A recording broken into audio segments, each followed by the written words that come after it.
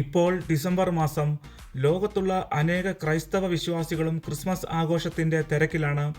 അനേകർ ക്രിസ്മസ് സ്റ്റാറുകൾ വീടുകളിൽ തെളിയിക്കുന്നു. പലയിടങ്ങളിലും ക്രിസ്മസ് ട്രീ ഉണ്ടാക്കുന്നു. സാന്താക്ലോസിൻ്റെ രൂപങ്ങൾ പലയിടത്തും കാണാം. ക്രിസ്മസ് ആയതിനാൽ അനേകം ക്രിസ്ത്യാനികൾ കുടുംബമായും കൂട്ടുകാരുമായും മദ്യപിച്ച് ആനന്ദിക്കുന്നു.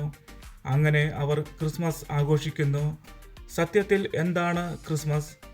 വളരെ ചുരുക്കം പറഞ്ഞാൽ, ദൈവത്തിൻ്റെ പുത്രനായ യേശുക്രിസ്തുവിൻ്റെ ജനനത്തെയാണ് ക്രിസ്മസായി ആഘോഷിക്കുന്നത്. അങ്ങനെയാകുമ്പോൾ ദൈവത്തിൻ്റെ പുത്രനായ യേശുക്രിസ്തുവും ക്രിസ്മസിൻ്റെ ഭാഗമായി അലങ്കരിച്ചിരിക്കുന്ന സാന്താക്ലോസുമായി ഒരു ബന്ധവുമില്ല. ക്രിസ്മസിൻ്റെ പേരിൽ അല്ലെങ്കിൽ ക്രിസ്മസിൻ്റെ ആഘോഷത്തിൻ്റെ ഭാഗമായി കുടുംബമായി മദ്യപിക്കുമ്പോൾ ഇത് ശരിക്കും ദൈവത്തിൻ്റെ വചനത്തിന്, അതായത് ബൈബിളിന് പൂർണ്ണമായും എതിരായിട്ടുള്ള പ്രവൃത്തിയാണ് എന്നുള്ളത് വലിയൊരു സത്യമാണ്. ഈ ക്രിസ്മസ് ആഘോഷങ്ങളിൽ ഒരു സ്ഥലത്ത് പോലും യേശുക്രിസ്തുവിൻ്റെ പേര് കാണാറില്ല. യേശുക്രിസ്തു ആരാണ് എന്ന് പറയാറില്ല. യേശുക്രിസ്തു എന്തിനാണ് ഭൂമിയിൽ വന്നത് എന്ന് പറയാറില്ല.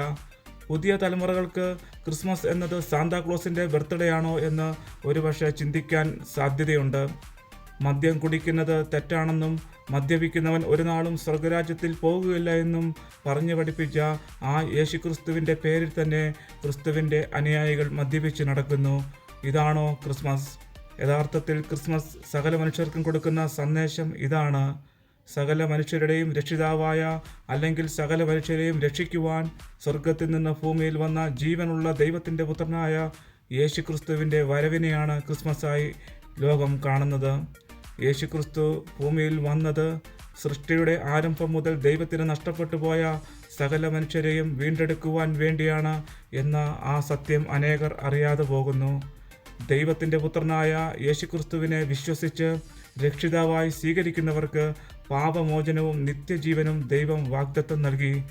ദൈവത്തിൻ്റെ പുത്രനായ യേശുക്രിസ്തു പഠിപ്പിച്ചത് സ്നേഹത്തിൻ്റെയും സത്യത്തിൻ്റെയും നീതിയുടെയും വിശുദ്ധിയുടെയും വഴിയാണ്. ഇതായിരിക്കണം ഓരോ ക്രിസ്ത്യാനിയും ക്രിസ്മസിന് കൊടുക്കേണ്ട സന്ദേശം.